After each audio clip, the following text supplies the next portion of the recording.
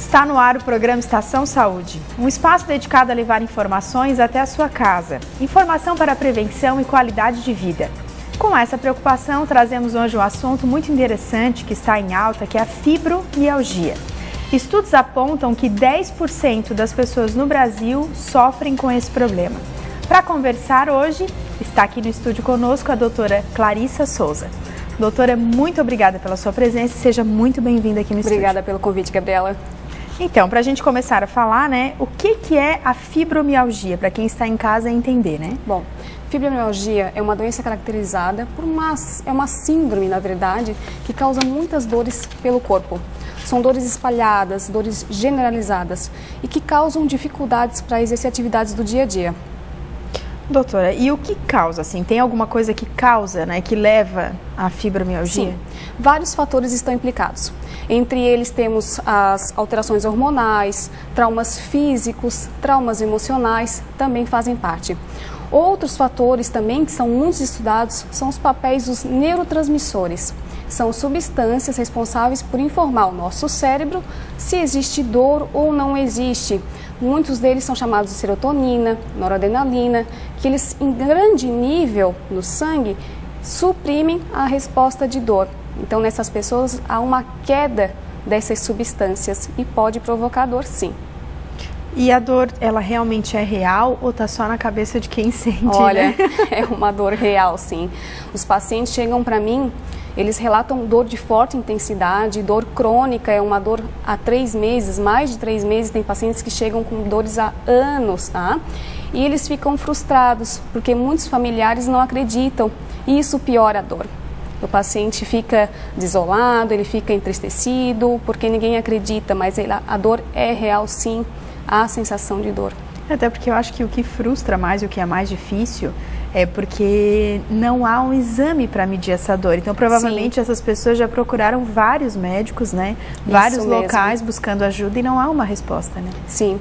Existe até na internet circulando um exame chamado termografia, que mede as ondas de calor do teu corpo, onde está mais quente, só que não é um exame específico. Aumento de temperatura do nosso corpo pode ocorrer por outros motivos também. Então, ele não está localizado pela Sociedade Brasileira de Reumatologia como um exame válido, cientificamente comprovado para o diagnóstico da fibromialgia. É um diagnóstico em conjunto, a gente usa vários critérios clínicos, o exame físico, tudo em conjunto.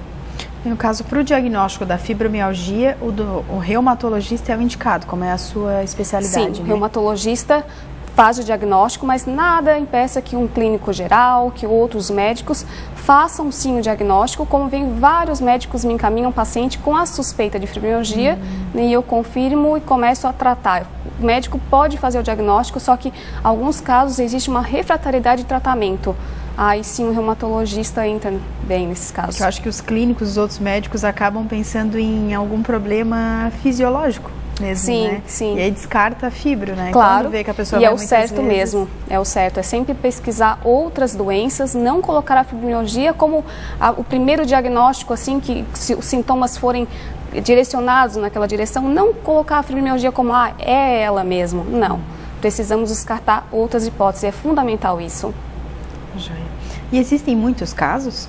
Sim, tem, na verdade, a população brasileira a 10% até.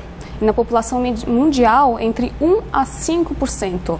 No consultório mesmo é uma prevalência bem grande de casos de fibromialgia. Eu acho, na verdade, que muitos casos já há, mas já existem, mas na verdade as pessoas não se ativeram ainda. Que pode ser, Acho que o número vai aumentar cada vez mais. Isso mesmo. A verdade, a fibromialgia agora está a doença da moda, Que é muita divulgação, as pessoas mesmo, os vizinhos vão falando, os parentes, as pessoas vão tendo mais curiosidade e vão se identificando com a doença e procuram para ver se é mesmo, se não é. Então a informação ajuda a fazer o diagnóstico também. E a fibromialgia, ela é algo que surgiu há pouco tempo ou faz muito tempo que ela existe já? Olha, existe já há um tempo, só que como eu falei agora ela está mais divulgada e os pacientes procuram mais. Eles desconfiam da fibromialgia, eles mesmos já chegam para mim falando, eu acho que eu tenho essa doença, porque eu sinto isso, se identificam com os sintomas. E como que é para a doutora, assim, diferenciar que não é fibromialgia e que é outra doença? A gente usa muito a parte do saber quais são os sintomas, como eles são, porque tem vários sintomas que a gente consegue perceber mesmo, o cansaço frequente, alteração de memória, dores pelo corpo, o tempo também é fundamental, mais que 3 meses. Às vezes a gente sente isso por um período curto, 1 semana, poucos dias, mas foi após um esforço físico, uma reforma da casa, algo que aparece no nosso dia a dia. Isso pode acontecer, mas a gente precisa muito ver na parte do exame físico, ver se os exames também ajudam muito. A gente tem que investigar hipotireoidismo, doenças inflamatórias. Tem várias outras doenças que podem simular a fibromialgia. Então, exame físico, exames de laboratório, alguns casos até exames de imagem, para vermos outras doenças associadas, tendinites, bursites, tudo isso causador. Então, pode simular também, interferir no quadro. Posso dizer que a fibromialgia é um tipo de reumatismo? Não. É um tipo de reumatismo, mas é um reumatismo que ele não deforma, a fibromialgia não afeta os órgãos, ela não causa alterações ou risco, né, de morte para o paciente, isso não.